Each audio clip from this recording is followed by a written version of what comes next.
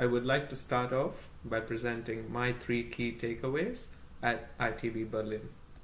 I would like to first talk about the size of ITB. Being present at ITB and walking around was overwhelming. Seeing the size and scale exceeded all my expectations. Many of these countries were from the developing world, and seeing all these countries pooling in millions of dollars just to build up a stand and be representing in ITB was astonishing.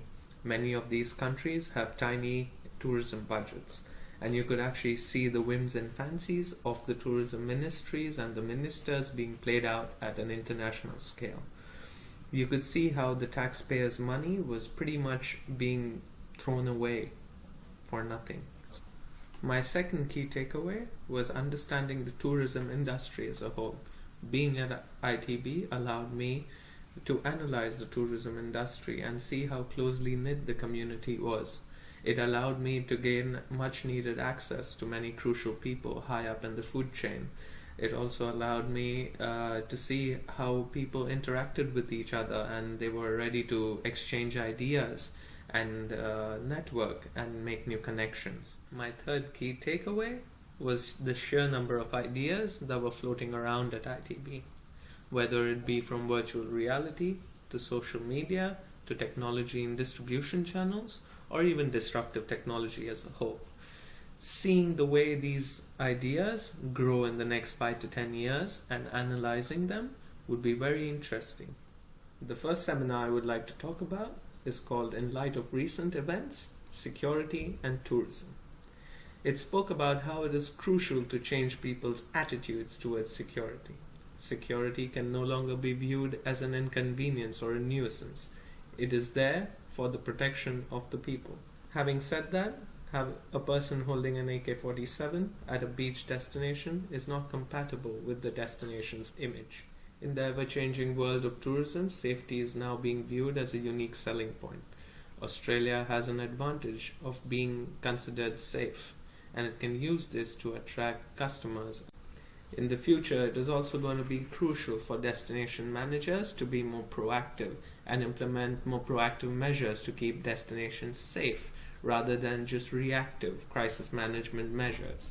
For my second seminar, I would like to talk about ITB Roundtable, digitalization of the travel and tourism industry. Despite of massive exchange rate fluctuations, a crucial drop in oil prices, and concern over safety and security in many destinations, forecasts for the travel and tourism industry are at 4% annually.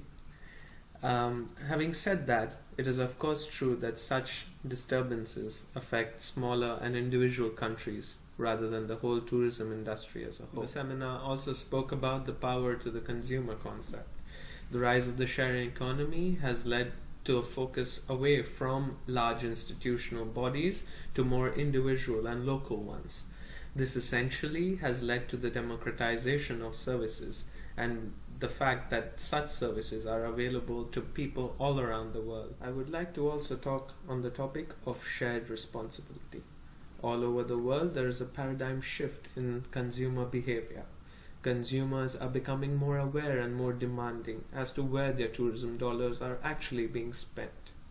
They are becoming more informed rather than just staying as the traditional traveler who travel in groups. The final seminar I would like to talk about is Peace Through Tourism. Aziz and his business partner came together to form Majdi Tours, and what their tourism business is based around is a dual narrative concept.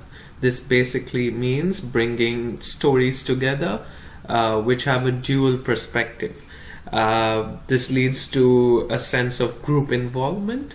So what they essentially do is, in a place like Jerusalem, you would have one Palestinian tour guide and one Jewish tour guide. And both these guides would explain their story and their views on the conflict.